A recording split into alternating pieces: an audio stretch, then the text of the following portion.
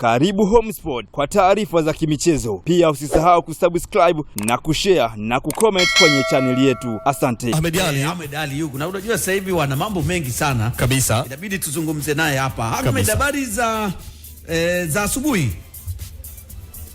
Salama, habari za kwako bwana? Bwana, salama kabisa. Kumekucha salama bila shaka huko ulipo. Naam.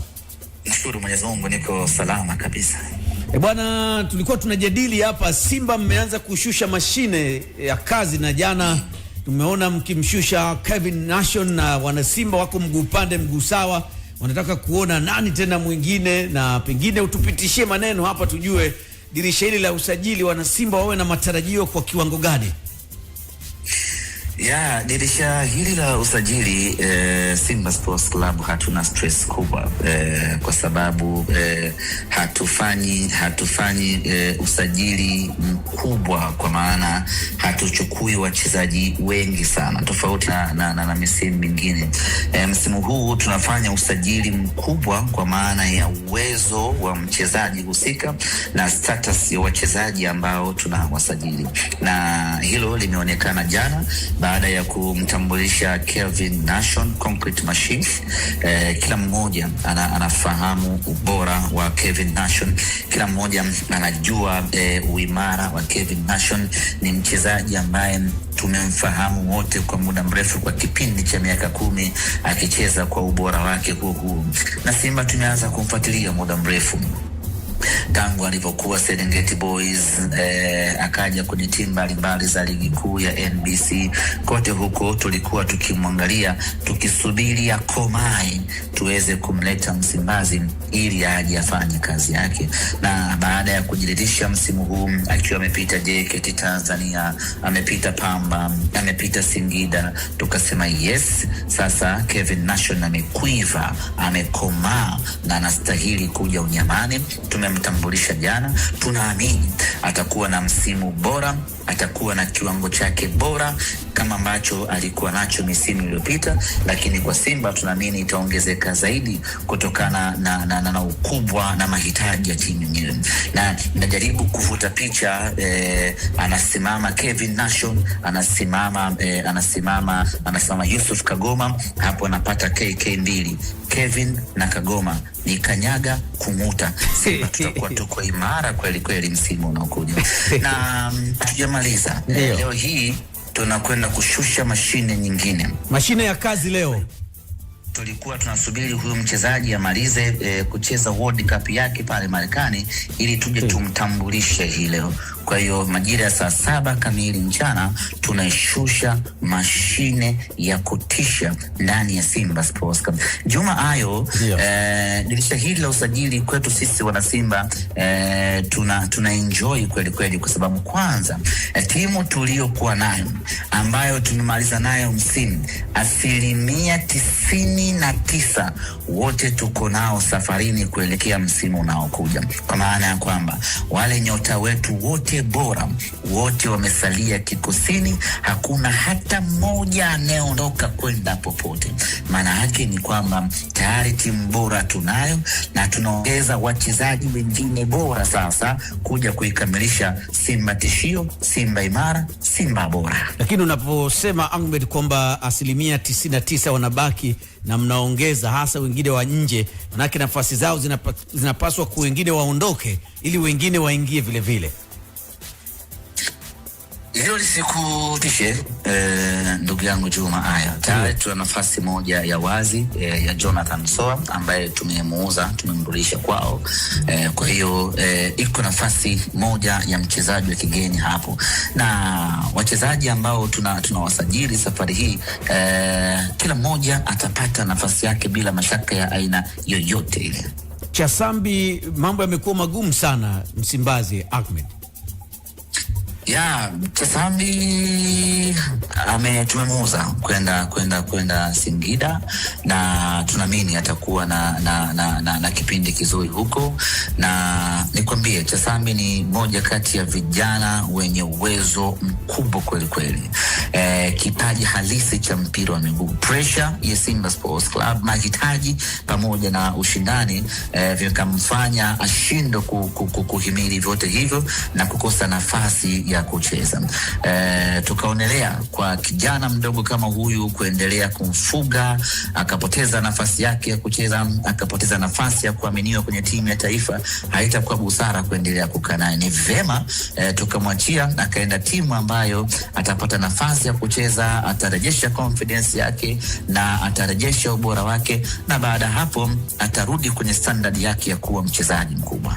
Na taarifa zipo kuna wachezaji wa nje watakuja kwenye mashindano ya Kagame, mwatazame kama majaribio hivi kisha mwasainishe. Ukweli ukoje?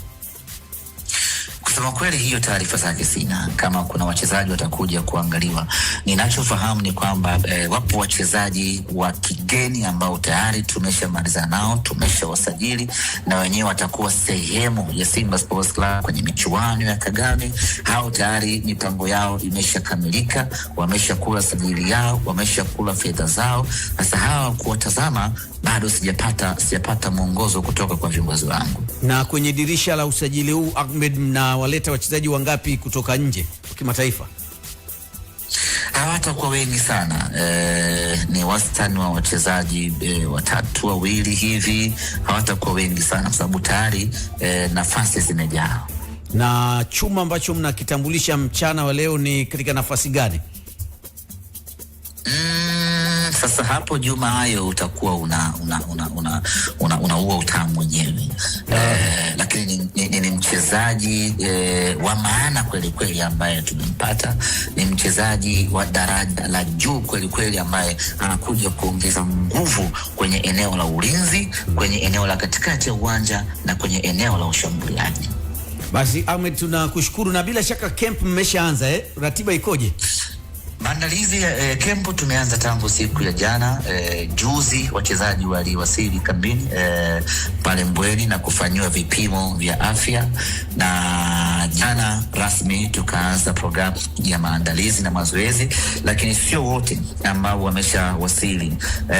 Programu yetu ya kambi tuligawanya kwa namna mbili. Kwa wale wachezaji ambao walikuwa hawajapata nafasi sana ya kucheza msimu uliopita, wao wameshawasili kambini hivi sasa. Na wale wachezaji ambao walikuwa ni regular starter, wale wenyewe wana tarehe yao ya kuwasili kambini. Lakini hii kambi ambayo nimeanza juzi ni kwa wale wachezaji ambao hawakutumika sana msimu uliopita, pamoja na wachezaji wapya ambao tumewasajili, ndio ambao wataanza kuungurumisha kwa kipindi cha wiki moja. Baadaye watakuja wale wengine kujoin, na baada hapo mwendo mdundo. Na kocha yeye anawasili lini? Kocha atakuja kuwasili wiki inayokuja, sanjari na wachezaji hao ambao nimekuambia kwa pamoja. Kwa sasa timu iko chini ya mtaalamu Selemani Matola pamoja na Najavi, Patrick Remam pamoja na maafisa wengine. Head coach atakuja hapo baadaye kuja kujiunga na timu yake. Tunakushukuru sana Ahmed kwa kuungana na sisi. Nashukuru sana Juma Ali. Asante sana. Haya, mambo ya Msimbazi hayo. Ahmed Ally amemaliza kila kitu, lakini kamanda, kuna kauli ambayo umezungumza, naomba hii tuhitimishe tu kwamba issue pia za nidhamu ndo ambazo zimemletea changamoto cha Sambi. Unajua kwenye eneo la nidhamu kuna upana sana. Sijui ni kwenye engo ipi zaidi. Unajua Mkai, maana lazima tumshauri. Kama anapiga tungi aache. Naam. Nidhamu inakava eneo pana, na mimi kuna kiongozi amewahi kuniambia, amesikia hivi tunazungumza hapa kwenye kipindi, baada ya kipindi akanipigia simu akaniambia, Jeff, unajua nidhamu wengi wenu nyinyi mnaitafsiri kama kwenye eneo moja tu la kuwahi mazoezini. Yaani wachezaji wengi wao wanaamini akiwahi mazoezini hiyo ni sehemu kubwa ya nidhamu na muimpress kocha, lakini unaweza kukuta kwa mfano kwenye chakula, timu hizi Simba na Yanga, Azam zimeshavuka level ile ya kumwachia mchezaji ale kitu anachojisikia. Kuna watu wa nutrition, sawa? Sasa unaweza kukuta mchezaji anakula labda idadi ndogo sana ya chakula akiwa kwenye camp labda, alafu anadhani kwamba yeye pale anafanya sawa sawa, hajui kwamba makocha wana monitor ile na wanaona kabisa matokeo yake kwamba bwana huyu application yake ya nguvu akiwa mazoezini na kwenye mechi ni ndogo, na kwa sababu hali vizuri, sawa? kuna wachezaji wengine wanakesha, wanachelewa kulala. Sawa? Kuna mchezaji mwingine unakuta yeye toka amesajiliwa. Yaani wewe ukiwa umesajiliwa level yako ilikuwa hapa. Na unapita msimu wa kwanza, wa pili, level yako iko pale pale, haijapanda. Bado wewe kwenye timu kubwa kuishi kwako Kamanda, bado hujanijibu swali la Kamanda. Bado hujanijibu swali langu. Hivyo vyote vinatajwa, lakini hatuwezi kusema moja kwa moja hapa, maana unaweza ukaambiwa bwana wewe unasema Mkai mlevi, ushakunywa naye siku moja, ushai kumpiga picha, lakini nadhani mimi ngoja niseme ule ukweli kwa jinsi ambavyo nimefuatilia. Chasambi ni kijana wetu, ni mdogo wetu, ana kipaji kikubwa kweli, lakini cha msingi zaidi huwezi kuzuiliwa kufanya starehe. Starehe fanya, lakini zisipitilize, zisifikie hatua ya kuharibu kipaji chako. Kuharibu kipaji chako. Hivyo ni vitu ambavyo natakiwa kuviangalia kweli. Bado naamini uwezo wanao na naamini msimu ujao atafanya vizuri, lakini starehe kupitiliza. Unajua Mkai, kufikia hatua ya kuitwa mchezaji maalum, yani professional footballer, sio jambo jepesi hata kidogo.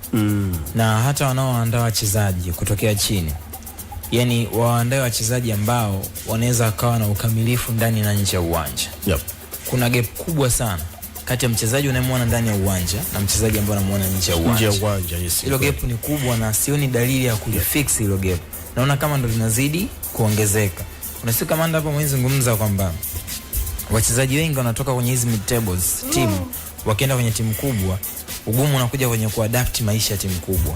Sio tu ndani ya pitch, hata nje ya uwanja.